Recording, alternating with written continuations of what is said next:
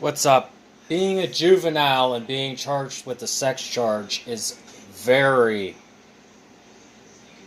horrifying, because you could be a juvenile and it could turn into an adult charge with the sheriff's department, because the sheriff's department does not want to see you have a juvenile sex charge and then you get released off.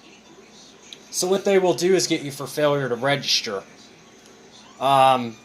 This happened at the Trumbull County, Ohio Sheriff's Department. What had happened was in 2015, I was due to register.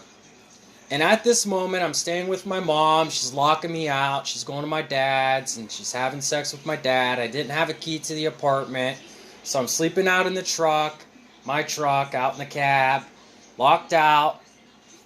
The house was a mess. Wasn't getting the mail.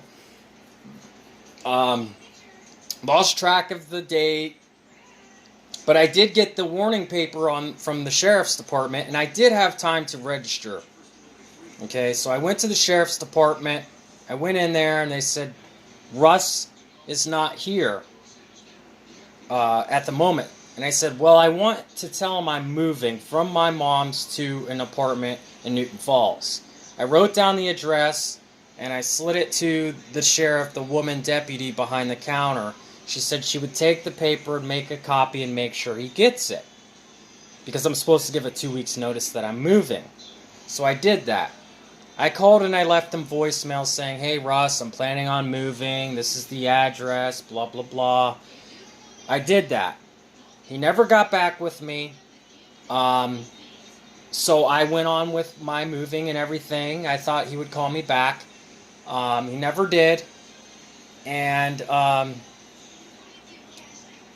so I kept calling. I left like 2 voicemails for him. I checked in with that sheriff.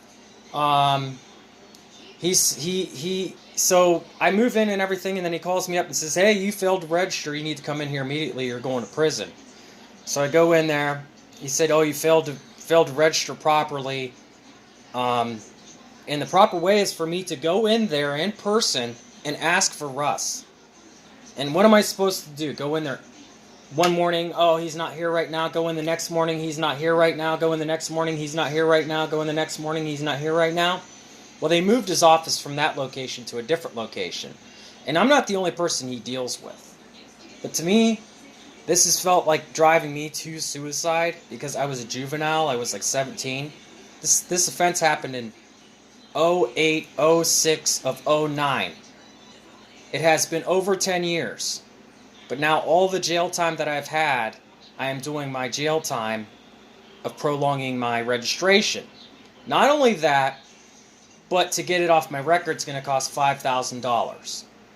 But with this sheriff, what led up to the failure to register in 2014 when I registered, he told me he wanted me to bring my cell phone in so he could go through my cell phone. I said, no, I'm not giving you my cell phone. So then he slammed me up against the wall and told me I'm going to prison. He put me in a holding cell for like an hour. Then they released me out of the holding cell and let me go. And he said, I'll get you next year. I'll get you next year. He goes, I don't know what exactly all led up to this, all the details and everything, and blah, blah, blah.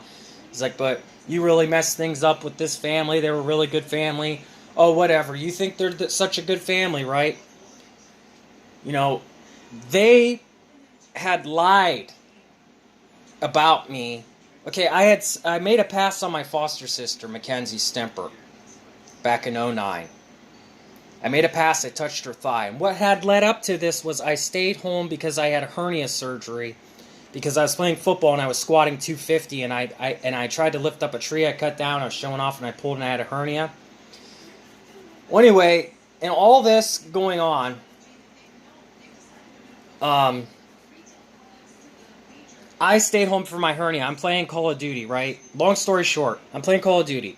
I'm up on the balcony. I'm up there playing Call of Duty. My foster sister, Mackenzie, is downstairs on the computer watching pornography, playing with herself. I was never attracted to her. I was never aroused to her until I saw her playing with herself on the computer down below me. So from that point on, I had an erection. She saw I had an erection. She came up the steps, sat next to me, and put her hands in her shorts and was playing with herself next to me on a weight bench. And she goes, "Oh, this feels good, this feels good." So I was turned on, she was turned on, something was about to happen.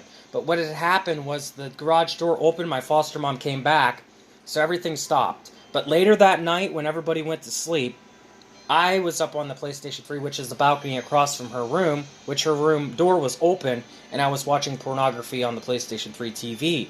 And I looked over and I seen that she saw that I was watching the pornography, and I seen her legs up, and I seen her putting her hands down in her pants and stuff, and she was moving around up on the bunk bed. So I came in and I was aroused. I came into her room. I started rubbing up on her thigh and everything, and then she moved my hand,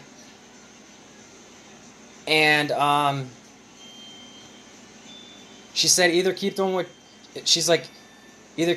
you're doing or get out. So then after she said that, I jumped down on the bottom of the bunk bed, on the bottom of the bunk bed. She was up on the top. I jumped down. I was scared. I was having like a heart attack. I never even kissed a girl at this point.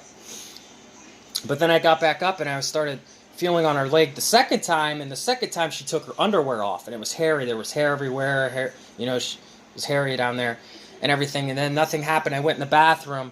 I walked out. I went in the bathroom and I masturbated and flushed it down the toilet. So then everything was going on normal. The very next day, the second day, same thing. I go on the PlayStation, I watch pornography. Then I go in the room again, and this time, and I touch her this time. And the adoption's supposed to be the very next day. And as I'm rubbing on her leg, I was saying, in her ear, I was saying, like, as I'm rubbing on her leg, I was saying, she was awake. And I was saying, "Mom, Mom, Mom, Mom," like that. Because I want to, like, for some fucked up reason at the moment, like, I'm being honest, it doesn't make sense. It's kind of weird. But I was wanting to stop the adoption because I didn't want to be adopted. But at the same time, I did want to bang her. Like, I did want to have sex with her, but then I wanted to stop the adoption. So for it to be weird and fucked up, it was, I wanted to find a reason to stop the adoption. So as I'm saying, I'm rubbing on her leg saying, "Mom, Mom, Mom." She started saying "Mom," and then she went down and she told. Okay?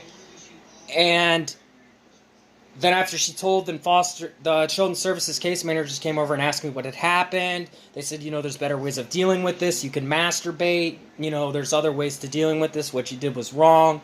And I wanted to explain my side of the story, but I was just so, like, nervous of all this. And then they took me to Children's Services, put me in a square room with a tape recorder asking me if I penetrated the vagina. I said, no, I didn't penetrate the vagina. I didn't even touch the vagina. And everything, I go back there and everything, they put an alarm. Or no, not at this time. Everything was normal. Everything was back to how it was, blah, blah, blah, blah, blah. But then the next thing you know, the U.S. Marshals come, they pick me up, they take me to JJC. They said that the paperwork said rape, but then I go to court, and my foster mom, Jolie, said, "Plead guilty, let's get this over with." So I pled guilty, me being young and dumb. I didn't know what I was facing. So then after that, I get out of JJC, I go back to the same home. I go back to the very same exact home. And this is their maternal daughter. This is their real daughter. There's Tyler and Mackenzie. Those are their real kids. And I was the kid that was supposed to be adopted, right? And I want to blame pornography, too. Me being young and watching pornography, I think this had somewhat to do with brainwashing me. And, because on pornography, they have videos of have sex with your stepsister, or have sex with, this and that. It's perverted, right? It's okay for that, right?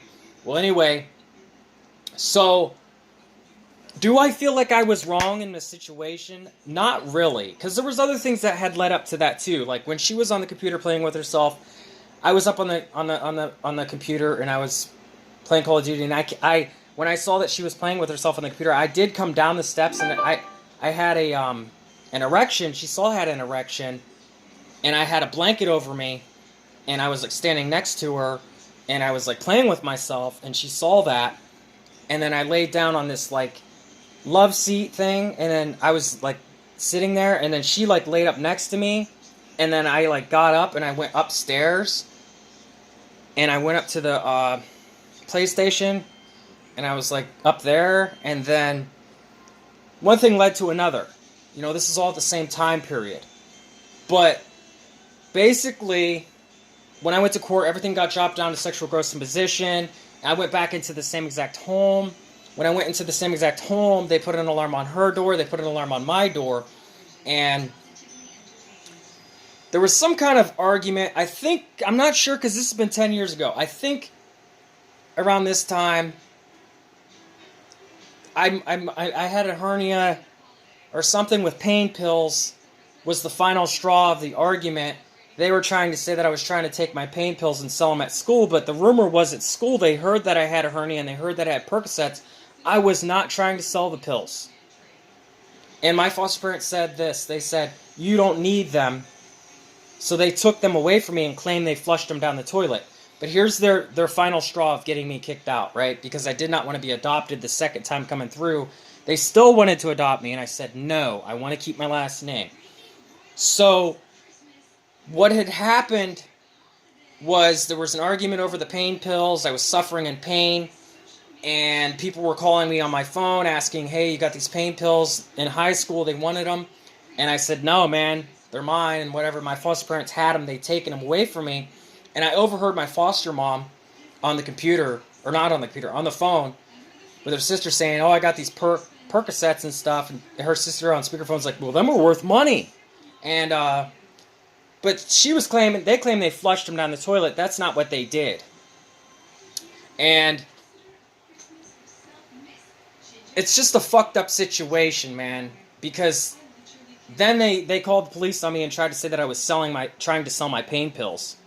And there was an argument towards the end, too, of my foster brother's social media account getting hacked. His Facebook got hacked, or his MySpace got hacked.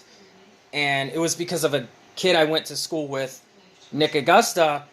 He asked for the password for his Facebook, and I didn't know the password, so I got it from my foster sister, Mackenzie, which she told me the password was Ty Stimpy 33, and she gave me the password. So then I gave it to Nick Augusta, and Nick Augusta hacked his MySpace and made like this gay picture of him with like these wings and stuff, and everybody at school knew about it, and it was like this big deal, and that had happened, and that was the final straw of kicking me out. And I'm still here suffering 10 years later, man. And the sheriff destroyed my life. And nobody gives a fuck what I have to say. No matter what I say, oh, I'm coming up with an excuse. I'm coming up with an excuse. I'm coming up with an excuse. I think that if a kid, me, a young guy, me, 17, makes a pass on his foster sister, I think it needs to be looked into a little bit more of an explanation of explaining what had happened. Okay? You can't just jump to a conclusion, just nail the guy to the wall, you know what I mean? You know what I mean? And ever since I had that charge, anything that has happened after that, the court system uses this juvie case on me. Anything. This failure to register as a sex offender, it's a failure to register as a juvenile sex offender. It is life-wrecking, destroys me. They're trying to say that I'm something I'm not, like I'm some kind of sick pervert towards children, like I'm a child molester. I was a child accused of molesting another child. I was a child. So if I'm a child, how could I be a child molester if I'm a child? You see what I'm saying? I've learned from my mistakes that you need to have text messages, you need to have proof, evidence that a bitch wants to fuck you. You know what I mean? And there's other charges that happen with, first all my records was fucked because of Mackenzie Stemper. Then on my second, stuff I got in trouble with, trespassing, resisting, and all this, was Renee Brumbaugh. I got in trouble with that bitch. And then this third one is Charlene Locke. I got in trouble with attempted vehicular homicide, supposedly. Bullshit, because I got hit in the face with rocks and punched in the head and almost ripped out of a car. And then, long story short, I accidentally hit the guy on the bike. And they're saying I didn't, that I attempted to run them over. If I wanted to run them over, I would have ran them over. You know what I mean? This is just pathetic. It's pathetic. I need a lawyer. I can't wait. It's just, I'm sick and tired of being the suspect when I'm a victim. Every action has a reaction. My reaction is wrong. No matter what I do, I'm wrong. You know, they use previous cases on future cases of basically saying, well, you had this happen in the past, so now you got this going on, so we're going to use this shit from the past on this shit. It's fucked up. Over and out. I'm done. I've said my piece. I've spoken my piece. I'm out of here.